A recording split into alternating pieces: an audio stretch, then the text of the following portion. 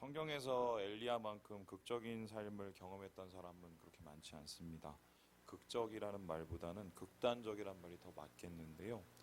그는 담대한 선지자로서 아합 왕에서 앞뒤도 모르고 가뭄과 기근을 선포하는 그런 모습을 보였습니다. 그런 후에 3년 반 동안에 은신하면서 아주 무명으로 하나님의 때를 기다리는 그런 삶을 살았죠. 그리고 그날이 다가왔을 때 엘리야는 용감한 전사로 변했습니다. 바울 숭배자들과 850대 1의 싸움을 하고 이 말도 안 되는 싸움 속에서 결국은 승리를 거두게 되지요. 그러나 승리의 기쁨도 잠시였고요. 그는 곧 겁쟁이의 모습으로 광야로 도망치게 됩니다. 이게 한 사람의 인생 가운데 일어난 일일까? 이 지독하게 극단적이고 이 비현실적인 일들이 이 같은 삶을 사물에 비교한다면 바로 이게 아닐까 싶은데요. 롤러코스터죠. 예전에 요셉이하고 용인에 가서 이걸 타봤는데 한번 타본 다음에 절대로 다시 안 탑니다. 이렇게 막 타면서 막 끝도 없이 막 떨어지고 떨어진다 보면 또 떨어지고 막 그래서 이렇게 이거 오래 타 그랬는데 내려와서 딱 보니까 한 3분 남짓 지났더라고요. 근데 3분도 이렇게 타기 힘든데 인생 전체를 롤러코스터를 탔다고 생각을 해보세요. 이런 인생을 살면서 정상인 것이 비정상 아니겠습니까? 인생의 최고점에서 완전 바닥에 떨어지고 뜨거운 심장이 하루아침에 얼음처럼 냉랭해지는 이런 변화. 그래서 우리는 이런 인생을 견뎠던 엘리야를 특출한 사람, 남다른 사람, 우리하고 많이 다른 사람처럼 생각을 합니다.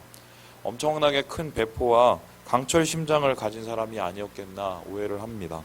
하지만 성경은 이런 오해를 불식시키는데요. 야고보 사도가 엘리야에 대해서 이렇게 이야기를 합니다. 우리 같이 한번 읽어보죠. 시작. 엘리야는 우리와 성정이 같은 사람이로되 그가 비가 오지 않기를 간절히 기도한즉 3년 6개월 동안 땅에 비가 오지 아니하고. 성정이 같다라는 말은 본성과 정서가 같다는 말입니다. 다시 말해서 똑같이 느끼고 똑같이 반응한다는 이야기인데요. 그런 관점에서 본문을 살펴본다면 우리에게 분명히 유익이 됩니다. 왜일까요? 본문에서 엘리야는 매우 지치고 매우 상하고 매우 침체되어 있습니다. 그런데 그 마무리가 지침과 상함, 침체 그대로가 아니라 회복과 치유와 그리고 재기로 끝나기 때문이죠. 엘리야의 삶이 극단적이기 때문에 이런 침체와 회복을 우리가 잘 살펴보면은 그 과정이 더 선명하게 드러납니다. 그러면 이런 얘기가 되겠는데 우리와 성정이 같은 자 엘리야의 무너짐과 일어섬을 통해서 우리가 그것을 묵상함으로 회복과 재기의 길을 좀 발견하지 않을까. 그래서 저는 이 본문을 바라보면서 세 가지 질문을 하면서 이 엘리야의 모습을 추적해 보려고 하는데요. 이 세 가지 질문 중에 첫 번째 질문은 바로 이것입니다. 우리 같이 한번 읽어볼까요? 시작. 무엇이 지치게 만들었을까? 사람이 안 지치는 사람이 이 세상에 있어요? 그건 기계죠. 왜냐하면 우리가 쇳덩어리로 만들어진 게 아니라 하나님께서 흙으로 빚어졌기 때문입니다. 하지만 우리를 지치게 하는 많은 것들 중에 하루 자고 나면 그 다음에 웬간하면 해결이 되는데 자도 해결이 안 되는 더 지치게 하는 것들이 있어요. 그래서 낭망하게 하고 좌절하게 하고 우리를 두려움으로 빠지게 하는 그런 아주 지침의 본질이 있습니다. 이 본문에서 엘리야는 인생 최대의 이 침체를 경험하는데요. 그를 가진 힘들게 했고 지치게 했던 장애가 뭐냐? 아이러니하게도 한 여자의 말 한마디였어요. 우리 함께 2절의 말씀을 같이 한번 읽어봅니다. 시작. 이세벨이 사신을 엘리야에게 보내어 이르되 내가 내일 이맘때에는 반드시 내 생명을 저 사람들 중 한 사람의 생명과 같게 하리라. 그렇게 하지 아니하면 신들이 내게 벌 위에 벌을 내림이 마땅하니라 한지라. 말이요 사람을 지치게 만들었습니다. 정확히 말하면 말하는 사람이 사람의 마음을 멍들게 한 것입니다. 엘리야뿐만 아니라 이 이세벨이란 여자에게서 이 말을 들었으면 다른 이스라엘 백성들도 비슷한 반응이 났을 텐데요. 왜냐하면은 이세벨은 이스라엘에서 가장 힘센 여자, 남자보다도 더 힘센 강력한 왕권이었기 때문입니다. 분명 이스라엘의 왕은 아합이었는데 왕답지 못한 왕이었어요. 책임감도 없고 지도력도 없고 자신의 실수가 생기면 그것을 인정하기는커녕 책임지지도 않았습니다. 그리고 모두 아내 이세벨에게 떠넘겨 버리고요. 네가 시작했으니 네가 끝내라는 식으로 자신은 그냥 쏙 빠져버리는, 한마디로 왕 같지 않은 왕, 남자 같지 않은 남자가 아합이었죠. 그래서 엘리야에게 이 이세벨의 말은 변하지 않는 무책임한 아합 왕이었어요. 뿐만 아니라 전혀 움직이지 않는 이스라엘의 이 나라 전체였습니다. 여호와 하나님의 살아계심을 보고도 변하지 않는 아합 왕, 하나님의 이적과 심판을 보고도 꿈쩍하지 않는 이스라엘의 권력. 엘리야는 분명 이렇게 생각했을 것 같습니다. 내가 도대체 뭘 한 거야? 내가 도대체 뭘 한 거야? 갈멜산 전투를 위해서 평생을 준비했고 3년 반 동안에 은신하며 그날의 승리를 고대했건만 불이 떨어지고 심판이 나타났어도 변한 게 없는 것입니다. 허망했을 것이고 좌절했을 것입니다. 결국 그는 사람, 그 말, 그리고 그 말을 만든 상황 때문에 무너졌는데요. 이세벨의 말 한마디는 변하지 않는 상황, 변하지 않는 사람, 그리고 변하지 않는 이 현실을 대변하기 때문입니다.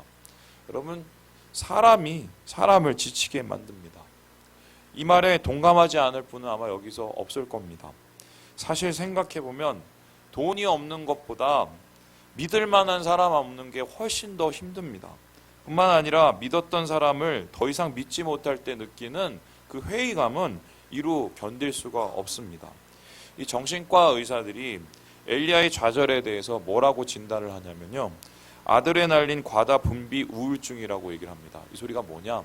이 사람이 격한 행동을 하고 어떤 일에 몰두를 하고 최선을 다하면 우리의 몸에 이제 아드레날린이 과대하게 분비가 된대요. 그런데 그 일이 끝나게 되면, 완성되게 나면 이게 아드레날린이 이렇게 사라지면서 몸과 마음이 쉽게 허탈하고 공허감을 느끼게 된답니다. 그래서 우울증에 빠진다는데요. 이것이 맞는 진단인지 아닌지는 모르겠지만 바꿔서 생각하면 이런 말이 됩니다. 기대가 크고 열심히 컸던 만큼 사람에 대한 무너짐도 컸던 것입니다.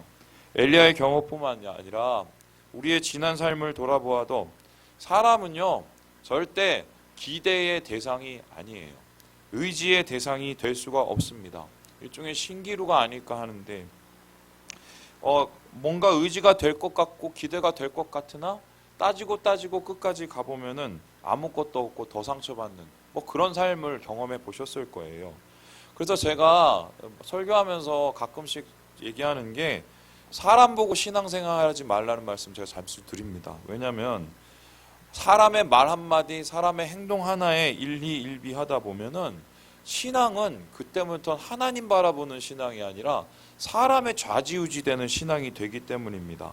신앙이라는 것은 믿고 바라보는 것이죠. 사람이 아니라 하나님입니다. 우리가 오늘 이 자리에 함께 모인 이유는 같이 모여서 하나님을 바라보기 위해 모였지 서로 얼굴 바라보기 위해서 모인 것 아니에요. 박성민 목사 얼굴 바라보기 위해서 모인 거 아닙니다.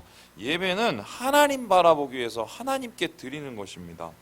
엘리야의 경우를 보면 사람 때문에 지쳤고요, 사람과 그들이 만들어 놓은 상황 때문에 침체의 나락으로 떨어졌죠. 이것이 그를 지치게 만든 궁극적인 이유였습니다.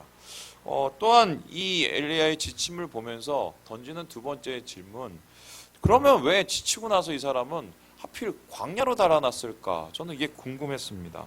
사람은요, 지치면은 쉬기를 원하잖아요. 그러니까 고향도 가고 사람도 만나고 여행도 가고, 안 되면 집에 처박혀서 꿈나라로 가는데, 엘리야가 택했던 목적지는 이 여행지도 아니고 또한 고향도 아니고 바로 광야였습니다. 그런데 이 광야는 쉼과 어울리는 곳이 아니었어요.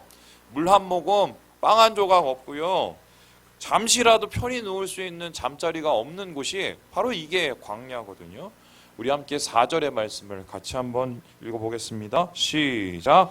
자기 자신은 광야로 들어가 하룻길쯤 가서 한 로덴 나무 아래에 앉아서 자기가 죽기를 원하여 이르되, 여호와여, 넉넉하오니 지금 내 생명을 거두시옵소서. 나는 내 조상들보다 낫지 못합니다 하고. 왜 광야로 갔을까? 지치면 집에서 쉬든지 아니면 여행을 가든지. 그런데 엘리야가 목적지를 광야로 선택하는 것은 그만큼의 이유, 다분한 다른 의도가 있었습니다. 쉬는 것보다 더 중요한 것이 있었기 때문인데요. 왜 그는 광야로 갔을까? 그의 이 광야로 가는 행동을 보면 그것을 이해할 수 있습니다. 엘리야는 이세벨의 위협적인 그 말 때문에 유대 이 이스라엘에서 제일 끝에 공간에 갔어요. 거기가 바로 부엘세바라는 도시인데 그 말은 뭐예요? 이세벨이 자기를 죽일까봐 이세벨의 손아귀에서 벗어나려고 제일 끝까지 갔어요. 그러면 이 엘리야가 광야로 가는 첫 번째 이유는 뭐냐면 목숨 부지하려고 간 거예요. 죽을까봐 간 거예요. 그런데 거기서 죽을까봐 하면 그냥 다른 데 가서 도망을 하면 되는데 거기에서 끝나지 않고 엘리야는 사환, 그러니까 자기를 따라다니는 비서를 내팽개치고 가요. 그리고 내팽개치는 것에서 끝나는 게 아니라 호렙산에 올라가거든요. 그러면은 이 모습을 찾아보면은 어떤 의미가 되느냐? 자기의 사안을 놓아보내고 한마디로 내가 사역지 벗어나서 이탈해서 나 이제 사역 그만하겠다는 포기하겠다는 이야기하고 마찬가지입니다. 그래서 광야로 간 이유가 뭐냐? 아유, 나 목숨이 먼저야. 둘째, 나 인생 포기할래. 사역 포기할래. 이러려고 광야로 간 거예요. 그래서요, 그가 할 수 있는 한 최대한 멀리 가서 문 닫고 이만하면 됐다고 말하는 겁니다. 일종의 그곳에서 항의를 했죠. 죽여주세요. 나 살기도 싫어요. 뭐 흥미로운 것이 이 살기 위해서 부엘세바에 왔는데 거기서 죽여달라고 얘기하면 말도 안 되는 자기 모순에 빠져버리죠. 이 엘리야의 자기 모순적인 발언을 우리는 생활 속에서 자주 만나게 되는데요. 이 무슨 소리냐? 우리 어르신들 제가 그 신방할 때마다 항상 끝날 때 하시는 말씀이 있어요. 아유, 내가 빨리 죽어야지. 무슨 영화를 보겠다고. 여러분 질문합니다. 이게 돌아가시겠다는 소리예요? 영화를 보시겠다는 소리예요? 그죠? 그래서 제가 깜짝 놀란 게 가끔씩 우리 그 사랑하는 우리 권사님들이나 우리 어르신들 모시고 어디를 가면 저보다 더 빨리 막 어디 여행을 막 주도하고 막 이러세요. 행복하셔서 얼굴에. 그래서 제가 10월 달에도 지금 가려고 준비를 하고 있는데 너무 행복해 하시니까. 그러니까 한마디로 사람은 죽을 때까지 죽는 게 아니에요. 끝까지 뭔가 그걸 바라지요. 마찬가지인데 낭만과 절망 끝에서 우리는 살맛을 찾습니다. 우리의 목숨은 그만큼 지키고 자기 방어적이죠. 그래서 엘리야 역시 그랬는데요. 그는 좀 더 극단적이었습니다. 여호와의 산인 호렙산에 가서요. 직접 사표를 냅니다. 나 안 할래. 나 선지자 안 할래.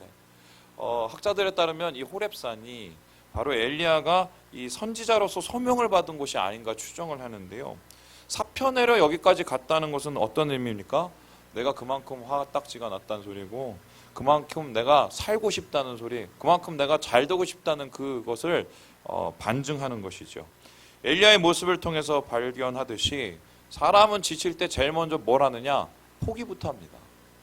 어떤 그 목사님이 우스갯소리로 그런 얘기 하던데 포기는 배추 셀 때나 하는 거라고. 근데 배추 셀 때나 하는 포기라는 이 말을 우리는 삶 속에서 너무 쉽게 해요. 내 생각대로 안 되고 좀 상처받고 힘들면 안 해! 포기부터 하려고 합니다. 여러분 오늘 굳이 포기할 필요가 있을까요?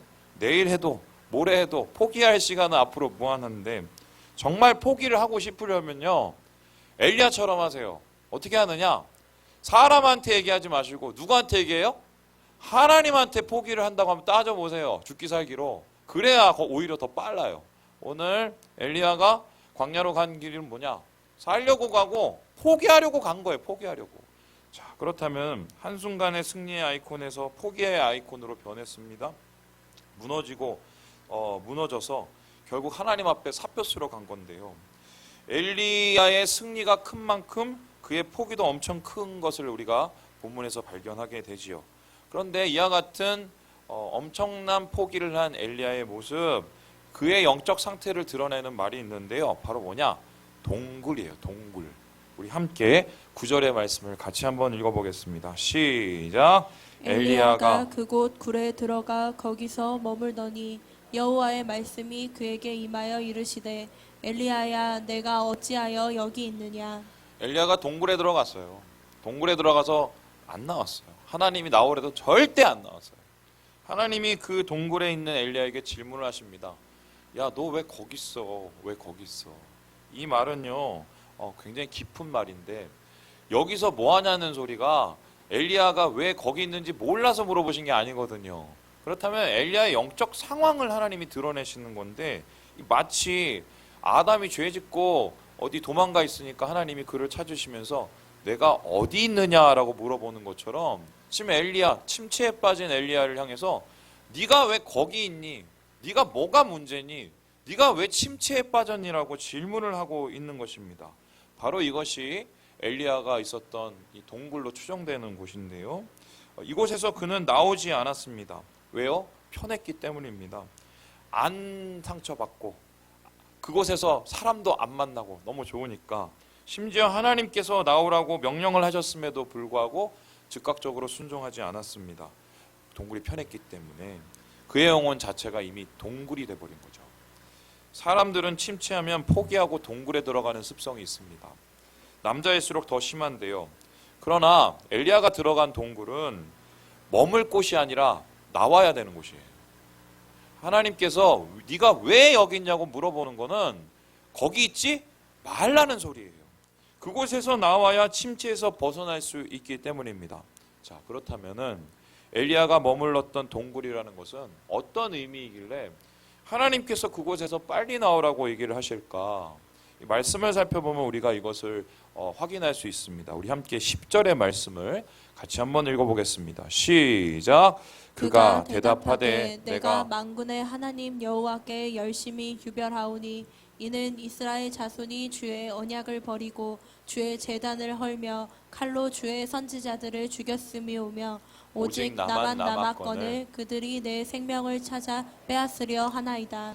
그가 동굴인 이유, 그가 동굴에 간 이유가 여기 다 드러나 있는데요. 요약하면 이렇습니다. 1번, 변한 게 없다. 나 최선 다했다는 거예요. 나 최선 다했어요. 나 열심히 했어요. 할 만큼 했어요. 제 목숨까지 다 바칠 정도로 했어요. 그런데 2번, 변한 게 하나도 없다는 거예요. 도대체 난 뭘 했어요? 하나님, 난 뭘 한 거예요? 그러니까 난 뭐 열심히 했는데 안 되면 나보고 어떡하라는 거예요? 이렇게 질문한 겁니다. 그리고 3번 뭐예요?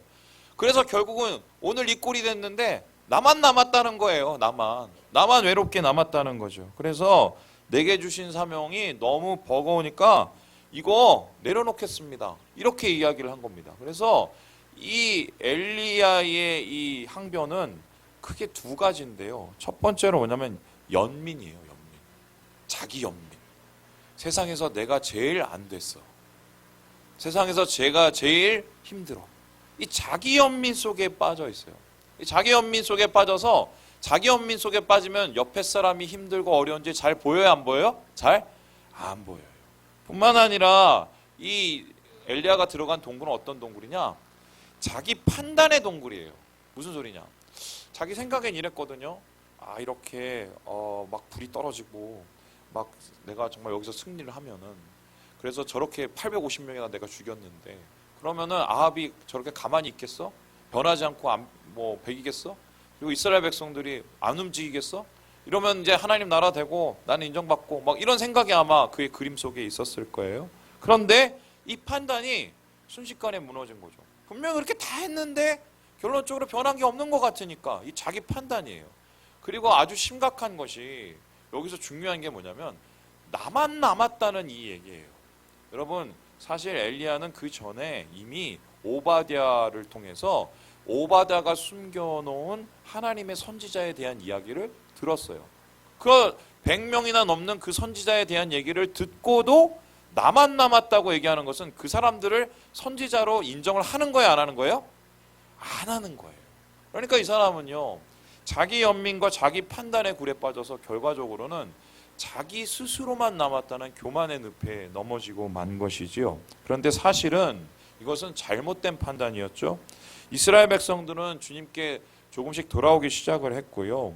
그리고 지금 사실은 이세벨이 엘리야를 위협한 이유가 뭐냐면 엘리야를 통해서 이세벨 자체가 위협이 됐기 때문이에요. 여러분, 그 개들이 막 크게 짖는 개들 있잖아요. 가서 보면 왜 크게 짖는 줄 아세요? 사람이 무서워서 크게 짓는 거래요. 그러니까 마치 지금 이세벨도 막 으름장을 놓는 것 같지만 그의 생각과 그의 계획 안에서 뭔가 이스라엘이 변하고 있다는 위험을 느낀 거죠. 그래서 엘리야를 사실 쫓아내려고 한 것입니다. 그래서 이 사람은 지금 엘리야가 동굴에 갇혀 있으면서 자기 판단과 이 연민에 빠져서 우물한 개보리가 되어버린 것입니다. 세상 다 끝난 양. 그래서 이게 최선인 양 이렇게 생각하는 거죠. 엘리야가 동굴에서 나오지는 않으면 결론적으로는 그는 결코 침체에서 벗어날 수 없는데, 그래서 하나님께서는 어떻게든 엘리야를 동굴에서 나오기 위해서 지금부터 힘쓰시기 시작합니다. 그래서 저는 세 번째 질문을 던지겠는데요. 우리 같이 한번 읽어볼까요? 시작. 하나님은 어떻게 고쳤을까? 어떻게 동굴에서 끄집어낼 수 있었을까? 이 질문에 대한 이야기예요. 그런데 방법이 뭐였냐? 바로 오늘 본문의 설교의 제목처럼 세미한 소리였어요. 우리 함께 12절의 말씀을 같이 한번 읽어보겠습니다. 시작. 또 지진 후에 불이 있으나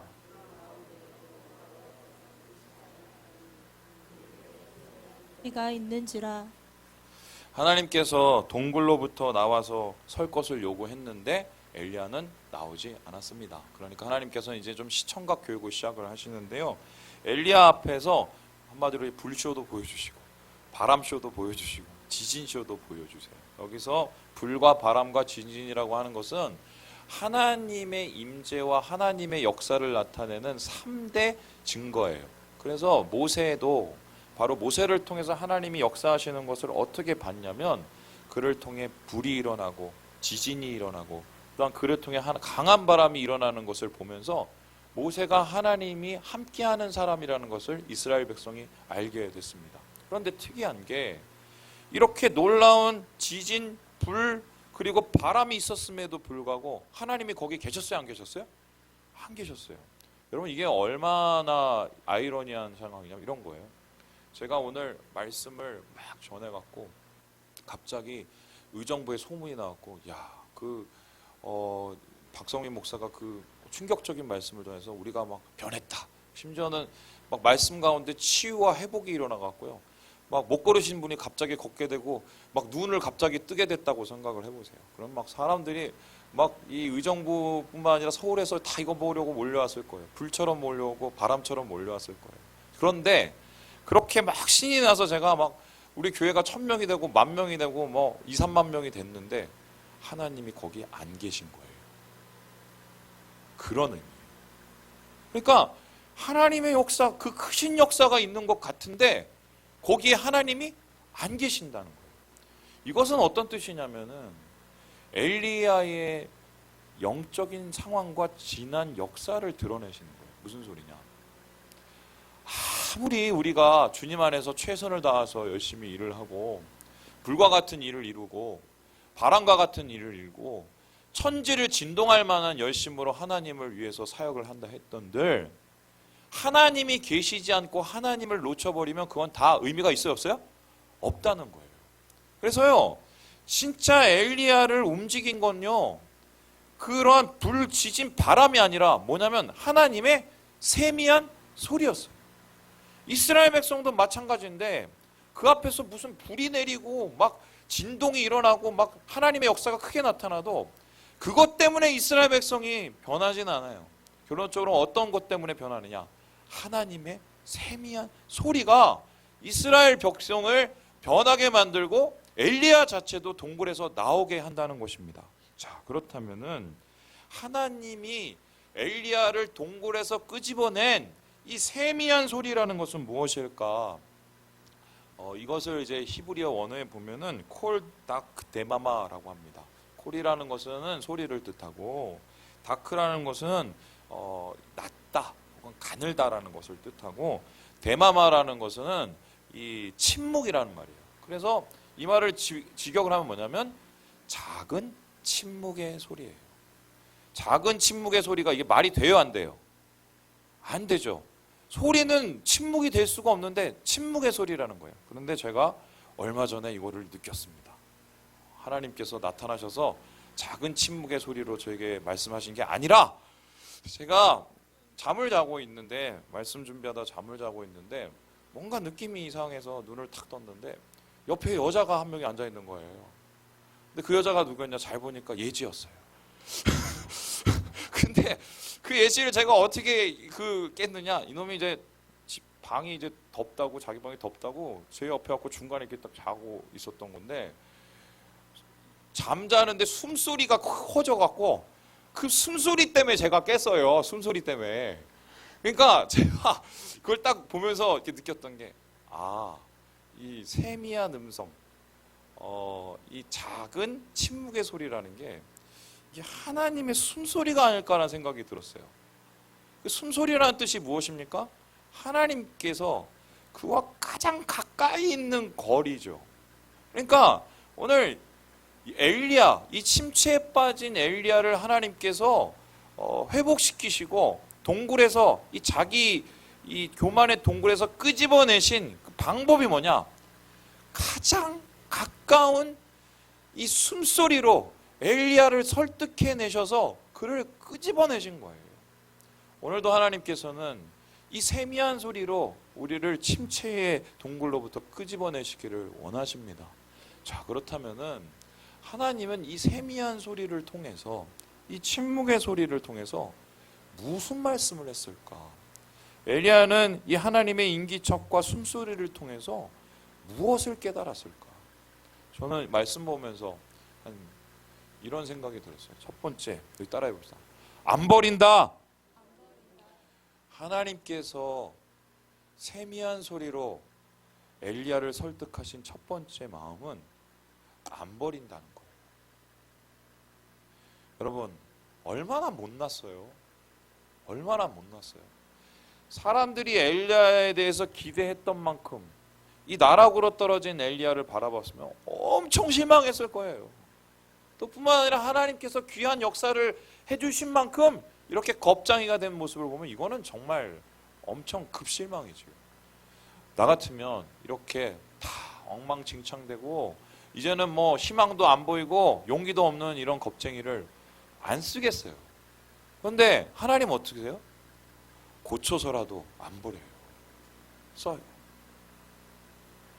이게 우리 하나님께서 우리를 대우하시는 방법이에요. 세상 사람은 우리를 버립니다. 쓸모가 없고 용도가 없으면 폐기해버리는 게 이 세상이에요. 그런데 우리 하나님은 어떤 분이냐? 자기 사람은 절대 안 버리시는 분이세요.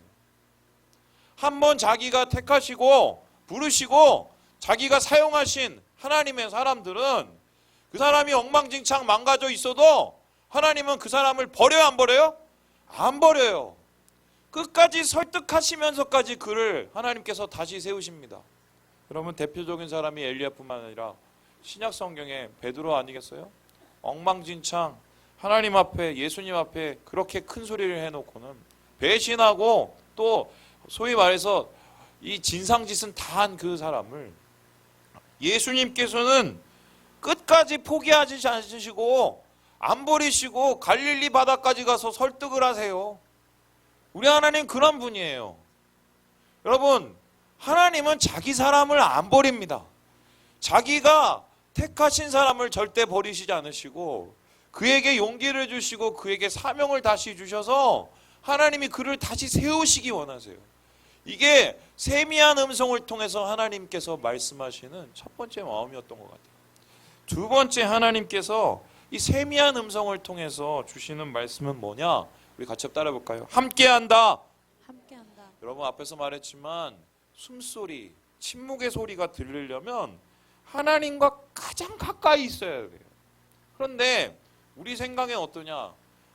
내가 막 하나님 안에서 좋은 일 하고 기쁜 일 하고 주님 보시기에 정말 아름다운 일을 하면 그때가 하나님이 제일 가까운 때라고 생각을 합니다. 왜냐하면 내가 하나님 앞에서 뭔가 내세울 게 있으니까. 반대로 내가 죄짓고 엉망이고 그리고 정말 뭐 같고 정말 이 나조차 나 꼴보기 싫을 그런 상황이 되면 하나님이 멀리 계신 것 같아요. 자, 그러면 제가 질문해 보겠습니다. 이 동굴에 있는 엘리야는 자기가 스스로 생각할 때 하나님이 멀리 있을 것 같다고 생각을 했어요? 아니면은 가까이 있을 것 같다고 생각을 했을까요?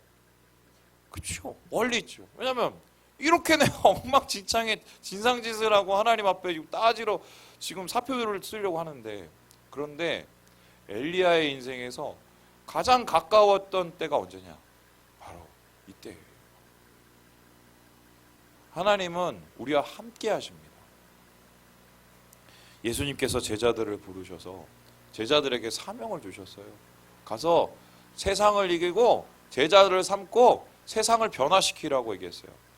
그때 제자들의 모습은 어땠습니까? 엉망진창이었고요. 망가졌고요. 쓰러졌고요. 무너졌어요. 그런데 예수님께서 그렇게 무너지고 쓰러진 제자들을 향해서 그들에게 용기를 주는 한마디를 했어요. 내가 영원히 너희와 함께하리라.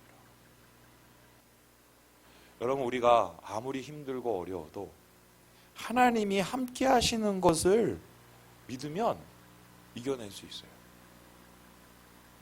문제는 하나님이 함께 하시는 것을 자꾸 잊게 만드는 것들이에요. 하나님이 함께 하시는 것을 자꾸 의심하게 만드는 것들이에요. 그런데 하나님은 약속하신 분이에요. 함께 하신다고 약속하신 분이에요. 증명하신 분이에요. 그리고 그렇게 자기를 찾는 자들을 하나님께서도 찾는다고 분명히 우리에게 확증하신 분이에요. 그런 하나님의 함께 하신다는 이 소리, 엘리야가 듣게 되었을 때 어떻게 되었을까요? 주님 안에서 엘리야는 새롭게 다시 일어설 수 있는 용기를 발견했을 것이다. 우리가 이 세미한 음성을 아마 그렇게 해석해 볼 수 있겠습니다. 마지막으로 엘리야에 있어서 이 세미한 소리가 뭘까? 우리 같이 한번 따라해 볼까요? 끝난 게 아니다. 끝난 게 아니라는 거예요. 안 버린다, 함께한다, 끝난 게 아니다. 무슨 소리예요? 엘리야 생각엔 다 끝났다고 생각을 했어요. 그런데 하나님이 이후에 엘리야를 불러다가 야, 일로 와. 가서 예후를 세우고 엘리사를 세우고 뭐 누구를 세우고 이렇게 막 계획을 얘기합니다. 그 소리는 뭐예요? 이런 거예요. 네 눈에는 끝난 것 같아도 나는 아직도 포기하지 않았을 뿐만 아니라 나는 여전히 일하고 있고 결국 우리는 승리한다는 하나님의 말이에요. 지금 하나님은 보이지 않는 것 같고 들리지 않는 것 같지만 우리를 살리시는 세미한 음성처럼 끝난 게 아니라고 우리에게 이야기를 하시고 오늘도 우리 가운데 역사하고 계십니다.